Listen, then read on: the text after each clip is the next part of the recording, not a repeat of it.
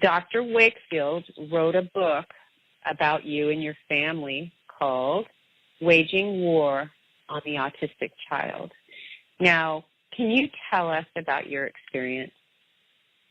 Yes, actually, medicalkidnap.com had written a little bit about our story some time ago, probably a year or two ago. We have children on the spectrum. All 5 were at one point diagnosed with autism, and we lived biomed, did everything biomed, including IVIG. And because we found doctors who were in the system, it was covered by Medicaid. And where did you live at this time? We lived in Arizona. Oh, yay!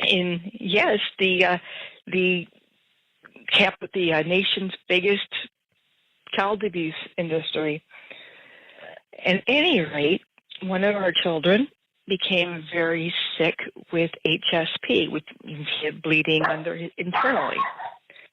And he needed to be hospitalized. And at that time, we were very blessed to have Dr. Bradstreet as one of our doctors. And he, along with some of our other providers, told us that our child needed to be on steroids. But the brand new doctor at Phoenix Children's Hospital disagreed. And so my husband fired her, and she called CPS. Nothing came of it at the time because they looked at it and didn't find anything. We never knew that CPS was called. A year or so later, my daughter had an injury to her shoulder. While in Mexico, she was handing things out and just had a football-type injury. And our doctor told us to take her down to PCH because she could not figure out how to treat it. In the emergency room, we had the same doctor, the one who we had fired. But luckily, intuition had us call an agency and have someone meet us at the hospital. A woman we'd never met came to be with us and was our witness because this doctor said that she'd done a full exam, etc. We were in the hallway and she never touched our child. She admitted her for a shoulder injury. Her whole point was to catch us in Munchausen's. And she was scheduled for IVIG, and so when we asked if it be done, there she goes. We had Munchausen's, and they removed the children based on the fact that we had asked for IVIG, and the actual charge was too much attention to medical, and that we had made up their autism, that we'd made up all their illnesses, that we'd fooled well over 200 people into believing us, believing that our children had autism, that we taught our children to act as if they had autism. Yeah. That'd be quite a feat. That's crazy. So we taught them to have meltdowns, and we taught them to toe walk, and we taught them not to speak. One of my children went for 2 years in speech therapy without any gains of speech until we started the methyl B12 injections. How do you tell a 2-year-old don't make a word for anyone? You can't. And you had a list of providers and people who had participated in the treatment, right? I mean, you did. All of our we had Dan doctors and Dan friendly doctors. We had our doctors all testified for us. Not a single of our doctors testified against us. They used doctors who had never seen our children before they were removed. But yes, all of our doctors, including our Dan doctors, did testify on our behalf. So what happened? How long were they gone? They came and got them. How long were your kids out of your house? 359 days, just 6 days shy of a year. And they were actually, the state of Arizona was trying to adopt my children out. They tried very hard. Their recommendation was for adoption. So did you get them all back at the same time? We did. Now, how did you win? How did you get your kids back? Truth. The truth will win eventually. The truth cannot be hidden forever. Fact is, my children did have autism. They did have damage. The state tried to say they didn't, but even the state did not take away my son's ADHD diagnosis. They could not take the children out of the special ed programs they were in. We had to agree to all sorts of heinous conditions, but we did so and got our children back. So what do you think are the, I apologize for my phone ringing. What are the lasting effects that it's had on your children being taken from you? Is there trauma? The entire family is still affected. Because of what happened, we could not continue with the biomedical protocols. We could not continue diet. We could not continue supplements. We could not continue the care that brought them so far into recovery. That is one of the effects, that they are when they get sick and they stay sick for a while. Another thing is that they could not get the help that they needed. The state said, if we do not keep these children under our control until they're 18, the parents will flee the state and start all over again elsewhere. We did. We fled the state, as we should have, to protect our children. But that left us in a bind. Do we seek care for them? Do we get them treatment? Do we take them to therapy?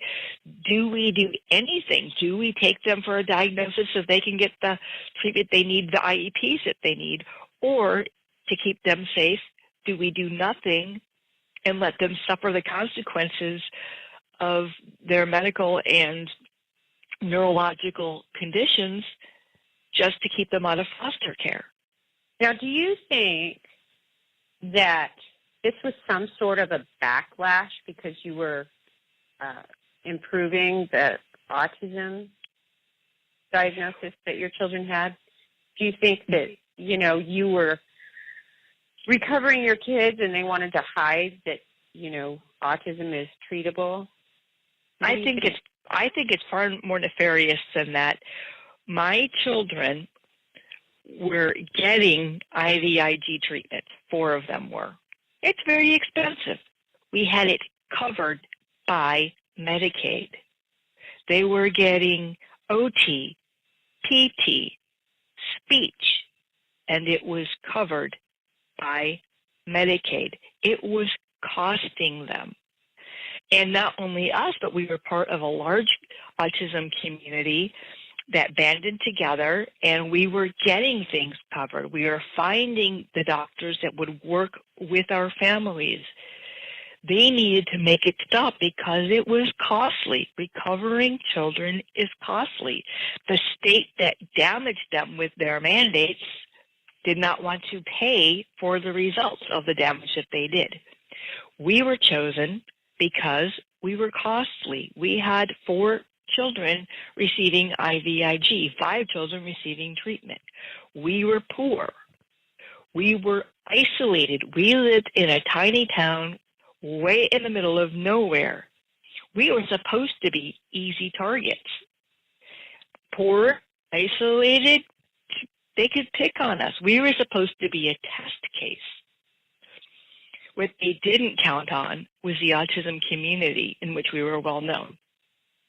We were friends with Jim and Marie Adams. We knew people. We had Dan doctors. We were not as isolated as they thought. We were living remotely, but we were not isolated. We traveled to Phoenix regularly for Dan conferences, and we volunteered, and we were part of that community, and they stood behind us. And that's how Dr. Wakefield learned of our story, was from other autism parents in Phoenix. They made the mistake of believing we were easy. And since then, they have gone when they took our children, they started taking other children with families with autism who were costing the state money. All poor, all on Medicaid.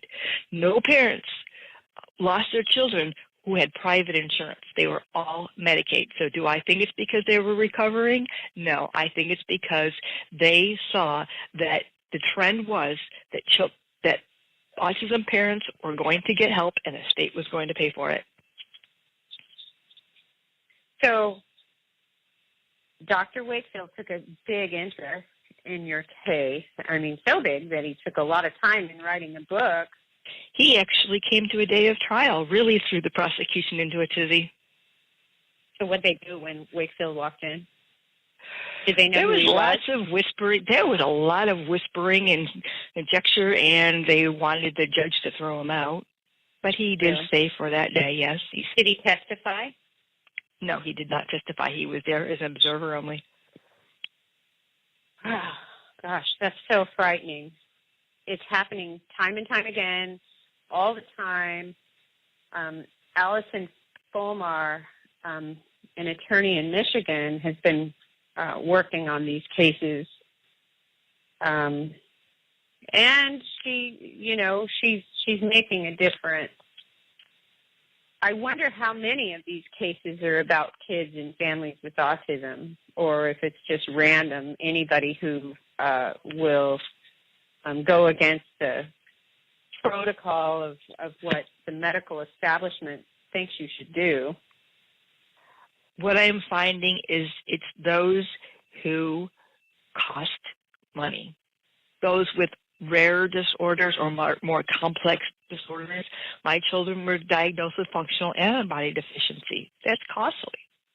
I think a child with autism who is not receiving medical care is not a target. I believe it's the children who are receiving the actual medical care for the underlying comorbid conditions that are being taken.